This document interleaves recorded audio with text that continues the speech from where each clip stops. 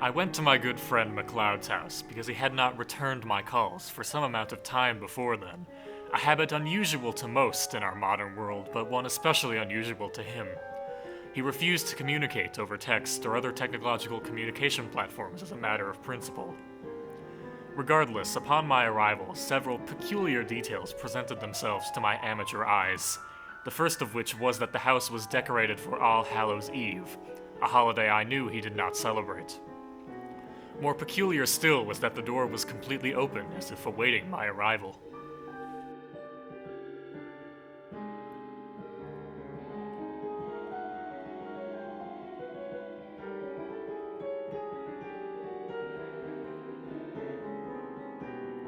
As I made my way into the foyer, the state of the MacLeod house disturbed me.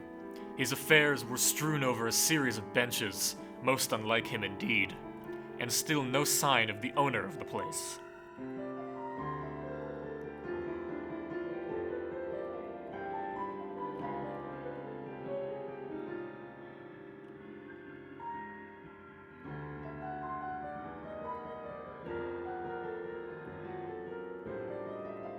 There was an unused pan on his unlit stove. Was he eating? I began to fear for my poor friend's health.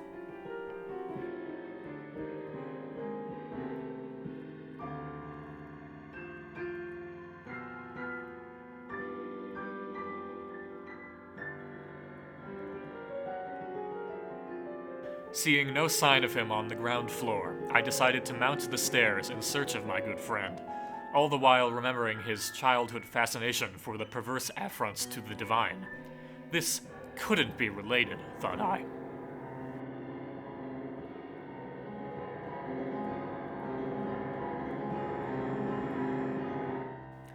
But then, my worst fears were confirmed. As I entered his room, I saw, strewn over his bed, a collection of tomes forbidden and arcane, books with unspeakable instructions seared into their cursed parchment. I knew at once that my misaligned compatriot must be found and put to right, so I frantically rushed to find him.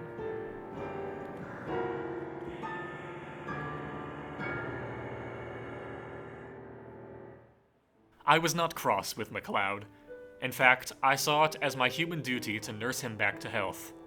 Armed with only my education and the balms he kept in his dusty cabinets, I attempted to relearn culture into MacLeod's poor soul. It was no easy task, but he was beginning to redon the boots of a moral man.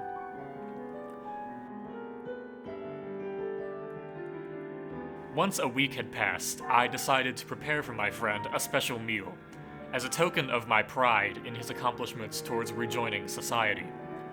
As I made the walk from the kitchen to his room, I reflected on the psyche of the man in my care.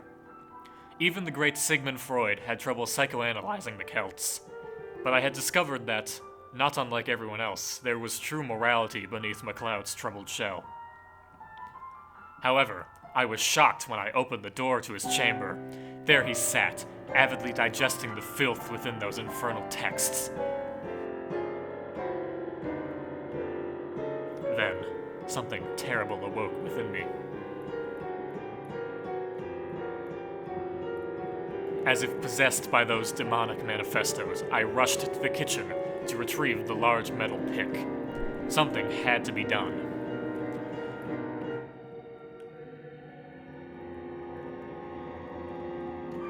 If it was MacLeod's sullied, poisoned brain that was the problem, then I knew the only solution was to extract the offending organ. Not even his screams could stop me. And all at once, my work was done.